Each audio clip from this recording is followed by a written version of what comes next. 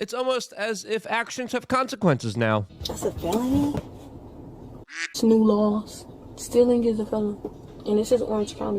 They don't play. Yep, and she's going to jail for something that she used to get a slap on the wrist from, as of course crime is up, and especially in places like New York City, where we just have seen the most atrocious, most awful acts of violence against an innocent woman that is captivating an entire nation. All of this as the conversation now continues. What's next? What impact will this make? As this is a very politically charged event with some crazy, salacious details behind it that make you wonder, hey, maybe the government really doesn't care about me. As of course, what New York City, what the federal authorities, what other liberal, woke, Democratic district attorneys are doing all throughout the United States is absolutely criminal in itself, as they are literally prioritizing criminalizing the use of cars than, of course, actual crime that is affecting the citizenry that is being pillaged by the larger scams and taxation schemes being run on them. All of this is truly the story that you're about to hear about, specifically of this migrant that viciously took the life of a young woman here. Is just absolutely awful and tragic. As a Guatemalan migrant who previously was deported yesterday, December 22nd, on the F train in Brooklyn, specifically the Coney Island stop, that was my stop usually, is now accused of lighting a woman on fire when she was sleeping, as the video shows him fanning the flames and then sitting back and watching this horrific ordeal, as the rest of New York City strap hangers and an NYPD officer are literally seen just standing back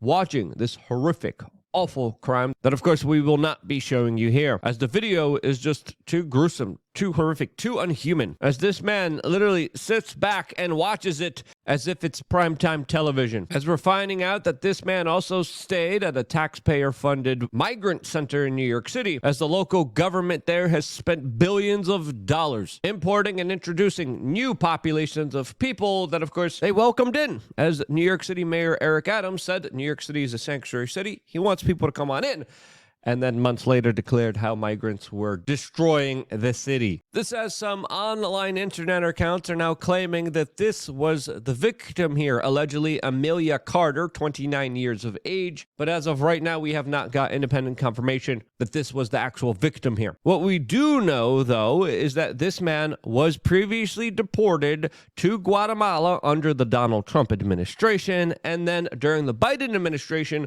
was able to sneak back into the United States because of their open border policies, and was able to take advantage of all the taxpayer-funded luxuries for him, as of course the Biden administration and the Democrats were focused in on bringing as many Democratic future voters into this country, as this monster was literally being subsidized by your tax dollars that was flying him back and forth to the United States. This, as in under 42 hours in New York City, there were 3 massively violent attacks that just happened, as now routinely people are getting shot and stabbed on the New York City public transportation system, as New York City is actively trying to get more people to use it and not drive into New York City, with a lot of their policies and initiatives that are just absolutely totally backwards, as of course they flood the cities with unknown people from all over the third world, and then they complain about the third world coming to New York City while chastising and accusing you of being racist for complaining about it first, and then realizing, yeah, this is actually pretty bad, and then complaining about it themselves. As we also have to understand, it's also this larger ideology that has prosecuted individuals like Daniel Penny that were just found guilty through a jury of their peers in New York City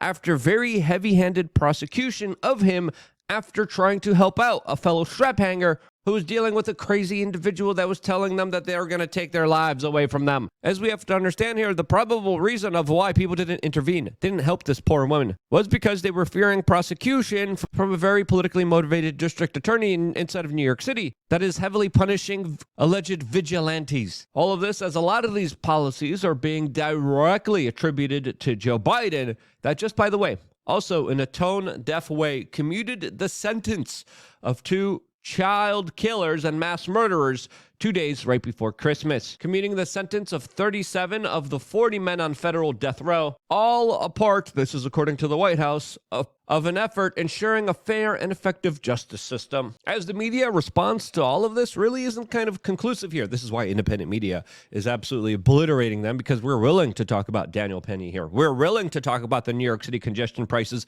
and the larger conspiracy to get rid of all cars. We're willing to talk about the larger UN mass migration plan that, of course, created all of this many, many years ago, that has been instituted and implemented in places like Europe already. We're willing to talk about the inconvenient crime statistics in Europe that has correlated with this mass migration that has been cheerleaded by the establishment. The corporate media doesn't do that. What does the corporate media do? Well, the New York Daily News talks about how a woman just catches fire in a subway. As the community notes here on Twitter, had to clarify, no, the woman didn't catch fire here. It was a deliberate and intentional act caught on surveillance cameras, as the NYPD has arrested a suspect, Sebastian Zapata, who is accused of intentionally setting the woman on fire while she was sleeping. As this is not South Park, where people just internally combust here. As Joe Biden has also declared that white supremacy is the #1 threat to America, when in reality, I think America is realizing that it's not white people or white guys that are responsible for all these horrible, heinous crimes. As we have to understand here, the federal agencies are also involved in a larger ploy and conspiracy here against you from being able to realize what's actually going on here. As just a few weeks ago, the Democrats and the corporate media were cheerleading how there was less crime inside of the United States, according to a new FBI report that we found out was fudged and manipulated, as of course they had to revise their FBI crime data, and it revealed that, it just missed nearly 2,000 murders in 2022, leaving the question, how did they miss these reports that were reported in 2022? As, let's be honest here, Donald Trump was right on a lot of this, as during the presidential debates, he previously issued this statement. Crime is down all over the world except here. Crime here is up and through the roof. Despite their fraudulent statements that they made, crime in this country is through the roof. And we have a new form of crime. It's called migrant crime. And it's happening at levels that nobody thought possible. President Trump, as you know, the FBI says overall violent crime is actually coming down in this country. But Vice Excuse President me, Harris, the FBI they were defrauding statements. They didn't include the worst cities. They didn't include the cities with the Yep, let's be honest, he was absolutely right, as of course now he is vowing the largest deportation operation in American history on day one. Something that a lot of people, especially when they were victims of migrant crime inside of the United States, are absolutely for. As I was recently at the TPUSA event in Phoenix, Arizona, where myself and Tim Pool actually were able to do our last show of the year there. But during the programming there, Tom Homan, Trump's new border czar, was seen like a major celebrity. There was a lot of family members. There was a lot of victims coming forward and talking about specifically the larger migrant crime that they have been affected by, as this is one of the key issues why Donald Trump has won the popular vote, as the Democrats overwhelmingly sacrificed the safety and well-being of the American middle and lower class in exchange for power dominance over everyone else. Everyone realized that their open immigration policy wasn't out of the goodness of their heart.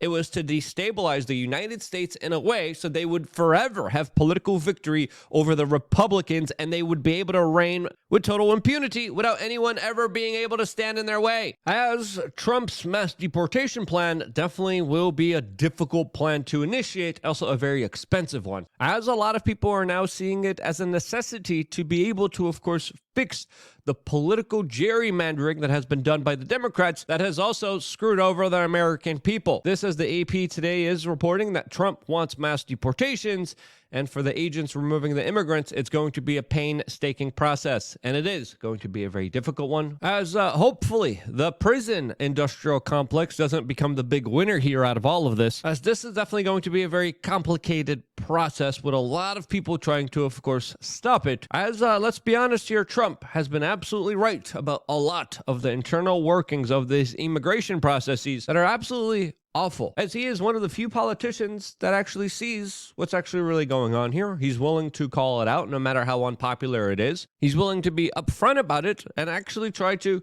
do something extremely difficult, while, of course, the Democratic political agenda machine is literally fighting a war on cars. Not crime, not the mess that they created, not the insanity that people are forced to live with underneath them, but more rules and regulations, taxing increasing the premiums, insurance rates, as well as tolls, parking fees, and now congestion prices, as New York City literally is putting forward plans that will charge people more to just drive into New York City, forcing people into the New York City subway system. California, that has a horrible public transportation system, just greenlit a ban on all gas cars by the year 2035, which is absolutely insane. Many states in America have already banned diesel cars from being able to be produced or sold in their states, which is absolutely ridiculous. This has electric battery vehicles also, according to a lot of independent groups, have a more far negative impact on the environment than, of course, gas cars do, as the policies that these Democrats are putting forward essentially criminalizes private car ownership while incentivizing migrant crime and insanity